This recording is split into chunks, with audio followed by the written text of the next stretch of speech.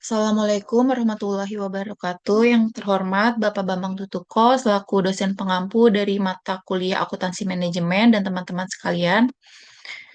Kami dari Fakultas Ekonomi dan Bisnis, Prodi Akuntansi, Universitas Muhammadiyah, Profesor Dr. Hamka. Di sini kami akan mempresentasikan terkait harga transfer atau transfer pricing yang terdiri dari saya sendiri, Berliana Intan, dan dua rekan saya, Ali Audriana dan Derin Sadriansyah.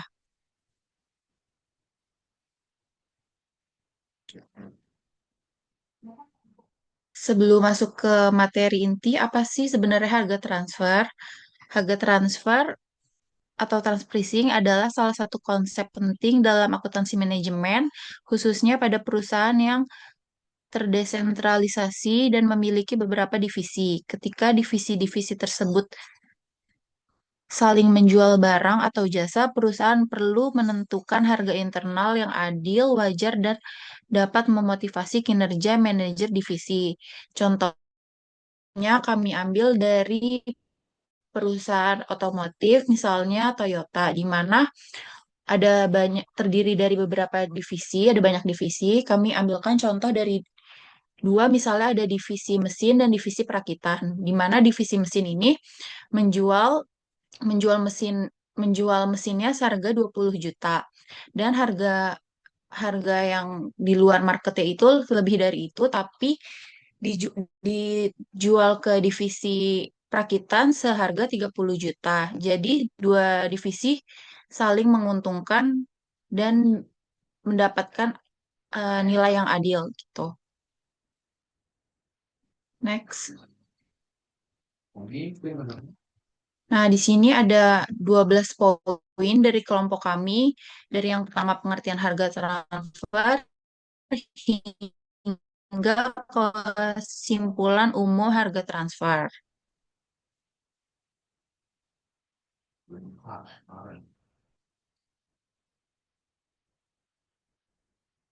Harga transfer.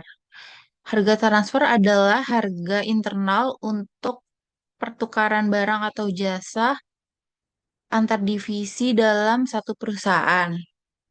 Di mana poin ini berarti harga transfer adalah harga yang digunakan jika satu divisi menjual barang atau jasa kepada divisi lainnya di dalam perusahaan yang sama.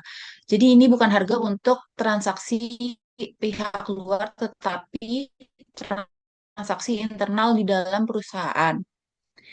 Digunakan untuk mengukur pendapatan, biaya, dan laba divisi. Karena setiap divisi dianggap seperti unit bisnis mandiri, harga transfer membantu menentukan beberapa pendapatan yang diterima divisi penjual, serta biaya yang dicatat divisi pembeli. Dari sini akan terlihat laba masing-masing divisi. Lalu penting dalam struktur desentralisasi. Yaitu poin ini menjelaskan bahwa harga transfer sangat penting ketika perusahaan menggunakan sistem desentralisasi, yaitu ketika wewenang manajemen dibagi ke berbagai divisi. Tanpa harga transfer divisi, karena laba divisi dipengaruhi oleh harga transfer, maka harga ini menjadi dasar utama dalam menilai apakah divisi tersebut berkinerja baik atau tidak. Harga transfer yang tepat membantu penilaian kinerja menjadi lebih objektif. Next. Lalu ada tujuan penetapan harga transfer. Yang pertama mencapai keselarasan tujuan. Ya, poin pertama berarti harga transfer digunakan agar keputusan yang dibuat oleh masing-masing divisi tidak hanya menguntungkan divisi tersebut, tetapi juga menguntungkan perusahaan secara keseluruhan. Jadi tujuannya adalah menyelaraskan keputusan divisi dengan tujuan perusahaan. Yang kedua, memberikan informasi relevan untuk keputusan, yaitu membantu divisi untuk mendapatkan informasi biaya dan pendapatan yang akurat, sehingga manajer divisi bisa membuat keputusan yang tepat terkait produksi, penjualan, dan pembelian internal. Yang ketiga, motivasi dan efisiensi divisi. Dengan harga transfer yang tepat, manajer divisi akan termotivasi untuk bekerja lebih efisien, meningkatkan produktivitas, dan mengelola biaya dengan baik karena kinerja mereka diukur dari laba divisinya per divisi. Yang terakhir, menilai kinerja divisi secara adil. Ya, ini poin terakhir berarti harga transfer sangat membantu perusahaan menilai apakah sebuah divisi ini eh, bekerjanya bagus atau tidaknya gitu. Next. Lalu ada prinsip-prinsip harga transfer. Yang pertama, keselarasan tujuan. Menurut Garisan Noren dan Hansen Mowen, prinsip pertama yang sangat penting adalah keselarasan tujuan, yang artinya harga transfer harus membantu memastikan bahwa setiap keputusan divisi bukan hanya menguntungkan divisinya saja, tetapi juga menguntungkan perusahaan secara keseluruhan.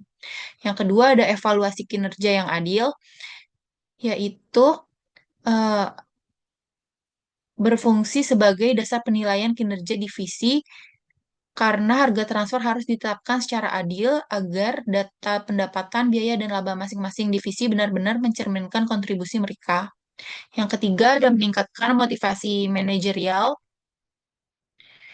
yaitu sistem harga transfer harus memotivasi manajer divisi. Jika harga transfer terlalu rendah atau tinggi, manajer divisi mungkin tidak mau berproduksi atau tidak mau membeli internal. Yang keempat, menjaga otonomi divisi. Dalam struktur perusahaan yang terdesentralisasi, divisi diberikan wewenang untuk mengukur operasionalnya sendiri. Yang kelima, menyediakan informasi relevan untuk pengambilan keputusan. Ya, ini yang terakhir, Hansen Mawon menjelaskan bahwa harga transfer harus memberikan informasi yang relevan untuk keputusan seperti perencanaan, pengendalian biaya, dan keputusan make or buy. Yaitu informasi biaya ini relevan untuk membantu divisi menentukan apakah lebih efisien membeli dari luar atau membeli dari divisinya, divisi internalnya. Next. Lalu selanjutnya ada metode-metode harga transfer. Tunggu. Yaitu metode yang menentukan harga transfer berdasarkan biaya produksi yang dikeluarkan oleh unit penjual, biaya bisa berupa biaya variabel, biaya penuh, contohnya full cost, atau biaya penuh ditambah markup atau cost plus. Metode ini digunakan ketika tidak ada harga pasar yang dapat dijadikan acuan. Yang pertama ada market based transfer price, yaitu menurut Garrison Noren dan Mulyadi, metode ini menggunakan harga pasar eksternal sebagai harga dasar transfer. Jadi metode ini dianggap paling objektif dan paling mencerminkan nilai ekonomi produk. Ini cocok jika produk divisi tersebut memiliki pasar yang kompetitif. Yang kedua ada cost-based transfer price, yaitu harga berbasis biaya. Sini menjelaskan bahwa dalam metode biaya, harga transfer ditentukan berdasarkan biaya produksi divisi penjual. Ada tiga jenis umum biaya. Yang pertama biaya variabel, full cost, dan full cost plus markup. Yang ketiga ada negosiasi transfer price atau harga negosiasi, yang menurut Garrison dan Hansen Mowen, metode ini memberikan keleluasan pada divisi untuk melakukan negosiasi. Divisi penjual dan pembeli berdiskusi hingga mencapai harga yang menguntungkan kedua belah pihak tersebut. Lalu yang terakhir ada dual transfer pricing atau harga transfer ganda, yaitu Mulyadi menekankan bahwa harga transfer ganda dapat menjadi solusi ketika divisi penjual dan pembeli memiliki kepentingan berbeda. Divisi penjual dapat mencatat laba lebih tinggi karena memakai full cost dan markup, sedangkan divisi pembeli mencatat biaya lebih rendah. Cara ini mengurangi konflik, tetapi membuat proses akuntansi menjadi lebih rumit. Sekian dari saya, selanjutnya akan dilanjutkan oleh rekan saya, Aulia Audriana. Silahkan. Baik, terima kasih Berliana. Saya izin melanjutkan. Untuk yang selanjutnya itu adalah faktor-faktor yang mempengaruhi harga transfer. Yang pertama itu ada kondisi pasar eksternal, di mana apakah produk yang akan ditransfer ini memiliki pasar yang kompetitif. Jika iya, harga pasar sering dijadikan sebagai dasar harga transfer. Jika tidak ada pasar atau produk khusus, maka harga transfer harus ditemukan menggunakan biaya dan negosiasi. Yang kedua ada kapasitas menganggur pada divisi penjual. Jika divisi penjual memiliki kapasitas yang menganggur, maka harga transfer minimal cukup menutupi biaya variabel. Jika kapasitas penuh, harga transfer harus termasuk opportunity cost, kehilangan penjualan eksternal. Kemudian yang ketiga ada biaya produksi. termasuk biaya variabel dan biaya tetap yang dapat ditelusuri, dan biaya ini menjadi batas bawah saat penetapan harga transfer berbasis biaya. Yang keempat itu ada kebijakan manajemen dan tujuan organisasi. Jadi apakah suatu perusahaan itu ingin memotivasi divisinya, menjaga otonomi divisi, mengoptimalkan profit perusahaan total, atau memudahkan penilaian kinerja. Kebijakan menentukan metode yang dipilih seperti metode pasar, biaya, atau negosiasi. Kemudian selanjutnya itu ada sistem penilaian kinerja divisi. Jika divisi dinilai berdasarkan ROI, RI, atau profit, maka divisi cenderung memilih harga yang memaksimalkan laba sendiri. Oleh karena itu, sistem penilaian sangat mempengaruhi sikap divisi terhadap harga transfer. Kemudian yang terakhir itu ada peraturan pajak. Harga transfer antar negara itu akan mempengaruhi pajak penghasilan, pajak pertambahan nilai, dan tarif impor. Perusahaan yang sering menggunakan harga transfer untuk perencanaan pajak dengan syarat harus tetap sesuai dengan regulasi. Kemudian ada peran harga transfer dalam desentralisasi. Jadi desentralisasi itu adalah pendelegasian wewenang kepada divisi atau manajer untuk mengambil keputusan sendiri. Perannya itu yang pertama untuk mendorong pengambilan keputusan lokal. Manajer divisi bebas menentukan apakah membeli dari luar atau divisi internal. Harga transfer yang tepat akan memastikan keputusan divisi selaras dengan tujuan perusahaan. Kemudian yang kedua adalah menjaga otonomi divisi. Divisi dianggap sebagai unit bisnis yang mandiri dan harga transfer menjadi alat untuk mengukur kinerja tanpa menghilangkan otonomi. Kemudian yang ketiga, mempermudah proses koordinasi antar divisi. Divisi penjual dan pembeli memiliki dasar transaksi yang jelas, sehingga mengurangi konflik internal karena harga ditetapkan sesuai dengan mekanismenya. Yang keempat, itu meningkatkan evaluasi kerja. Harga transfer akan menentukan revenue dan cost divisi, sehingga penilaian akan menjadi lebih adil dan terukur. Yang kelima, itu mengoptimalkan profit perusahaan secara keseluruhan. Metode harga transfer yang tepat akan menghindari keputusan suboptimal, penolakan transfer internal yang menguntungkan, hingga duplikasi kapasitas. Kemudian harga transfer dan penilaian kinerja divisi. Harga transfer itu mempengaruhi laba divisi sehingga berpengaruh besar pada penilaian kinerja. Yang pertama di sini ada ROI atau Return on Investment. ROI rumusnya itu laba divisi per investasi divisi. Jika harga transfer terlalu tinggi, maka divisi pembeli akan rugi sehingga ROI akan turun. Namun jika terlalu rendah, maka divisi penjual tampak akan kurang menguntungkan. Kemudian ada residual income, di mana menilai kinerja berdasarkan laba setelah dikurangi beban modal. Harga transfer mempengaruhi besarnya laba residual. Ketiga ada profit divisi, di mana laba menjadi indikator utama kinerja, dan harga transfer itu menentukan pendapatan divisi penjual dan biaya divisi pembeli. Kemudian ada balance scorecard. Dalam perusahaan modern, harga transfer ini mempengaruhi indikator keuangan, keputusan pelanggan internal, efisiensi proses bisnis, serta pertumbuhan dan pembelajaran. Kemudian ada motivasi manajer divisi. Harga transfer yang adil akan mendorong kerjasama antar divisi, sehingga akan meningkatkan motivasi. Harga transfer yang tidak adil itu akan menyebabkan konflik dan keputusan yang tidak optimal. Manajer akan enggan bertransaksi secara internal. Dan ada selanjutnya itu harga transfer minimum atau minimum transfer price, yaitu harga terendah yang bersedia diterima divisi penjual agar ia tidak merugi dalam transfer internal. Rumus dasarnya yaitu minimum transfer price sama dengan biaya variabel unit plus opportunity cost per unit. Jadi penjelasan komponennya, biaya variabel unit itu biaya langsung yang timbul untuk memproduksi satu unit barang. Contohnya ada bahan baku, tenaga kerja langsung, hingga biaya overhead. Kemudian opportunity cost itu jika divisi menjual kapasitas penuh. Opportunity cost itu adalah laba kontribusi yang hilang karena tidak bisa menjual produk ke pasar eksternal. Dan jika kapasitas menganggur, maka opportunity cost sama dengan nol karena tidak ada penjualan eksternal yang dikorbankan. Kemudian yang selanjutnya akan dilanjutkan oleh rekan saya, Derin, dipersilakan. Baik, terima kasih. Baik, teman-teman, agar teori ini lebih mudah dipahami, mari kita masuk ke poin ke-9, yaitu contoh kasus.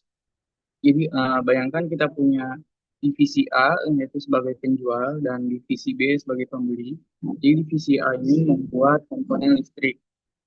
Dengan demikian, harga pasar di luar sana adalah sebesar 100.000, tapi biaya variabel untuk membuatnya cuma 60.000. Nah, jadi pertanyaannya, berapa harga transfer minimal yang harus diminta divisi A ke divisi B? Jawabannya tergantung kondisi kapasitas mesin divisi A. Di kasus yang pertama, divisi penjual atau divisi A memiliki kapasitas nganggur atau idle capacity karena memiliki sisa kapasitas. Jadi penjualan ke divisi B tidak mengorbankan penjualan ke pasar luar. Artinya mesin divisi A banyak nih yang menganggur. Nah, kalau divisi A memproduksi buat divisi B, maka mereka tidak perlu menolak pembeli dari luar. Jadi nggak ada penjualan luar yang hilang, maka opportunity cost-nya yaitu sebesar 0 rupiah. Jadi harga transfer minimumnya cukup menutup biaya variabel saja, yaitu sebesar 60.000. Nah, kemudian kasus yang kedua, divisi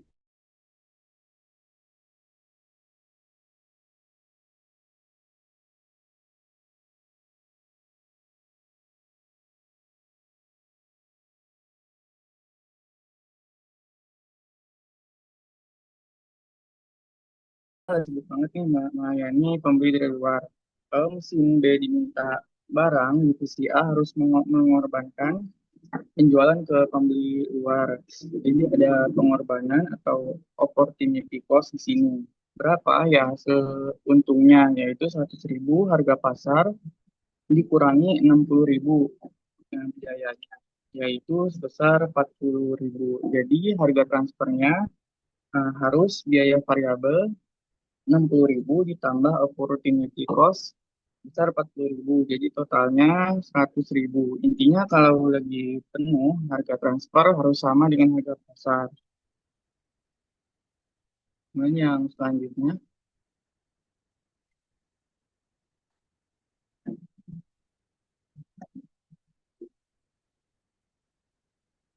nah ini ada kelebihan dan kekurangan setiap metode.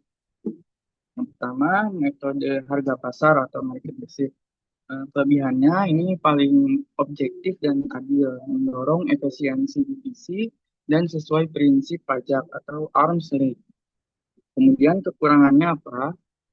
Jadi metode ini tidak semua produk memiliki harga pasar yang jelas.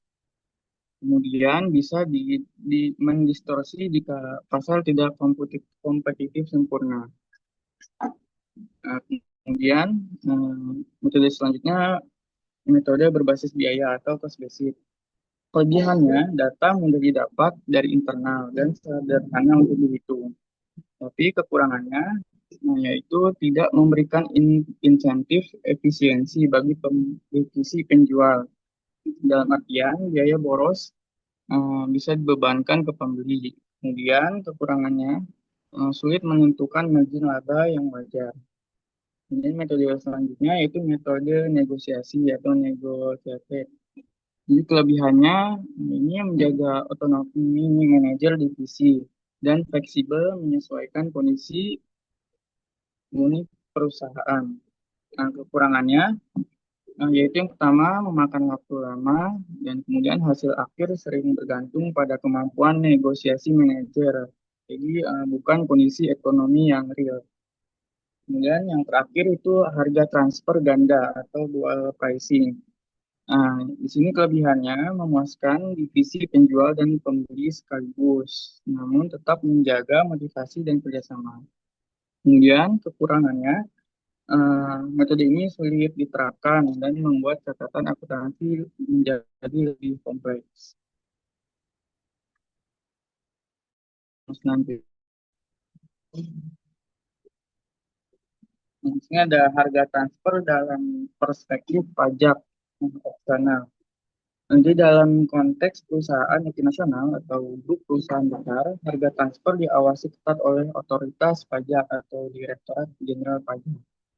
Jadi isu utamanya adalah perusahaan cenderung menetapkan harga transfer sedemikian rupa untuk memindahkan laba ke negara atau wilayah dengan tarif pajak yang lebih rendah atau profit shifting. Prinsip kewajaran prinsipal. Nah, jadi harga transaksi antar pihak yang memiliki hubungan istimewa atau afiliasi harus sama dengan harga keadaannya. Transaksi dilakukan dengan pihak yang independen. Kemudian dokumentasi, perusahaan diwajibkan menyusun TPDoc atau Transfer Pricing Documentation untuk membuktikan bahwa harga internal mereka wajar dan tidak bertujuan untuk menghindari pajak. Nah, ini penting banget nih kalau perusahaan yang multinasional. Jadi, kita tidak boleh sembarangan mainin harga transfer buat mindahin laba ke negara yang pajaknya lebih rendah. Jadi, prinsipnya harus AMLEC, prinsip atau kewajaran. Harganya harus wajar, seolah-olah kita jualan ke orang lain, bukan ke saudara sendiri. Ini yang selanjutnya. Nah, yang selanjutnya, sekaligus yang terakhir, yaitu kesimpulan umum harga transfer.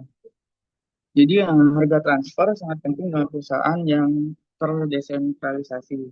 Jadi metode yang digunakan harus mempertimbangkan keadilan, efisiensi, dan kesadaran tujuan perusahaan. Dan harga transfer ini juga memengaruhi laba divisi, ROI, dan penilaian kerja, motivasi manajer, dan keputusan internal antar divisi.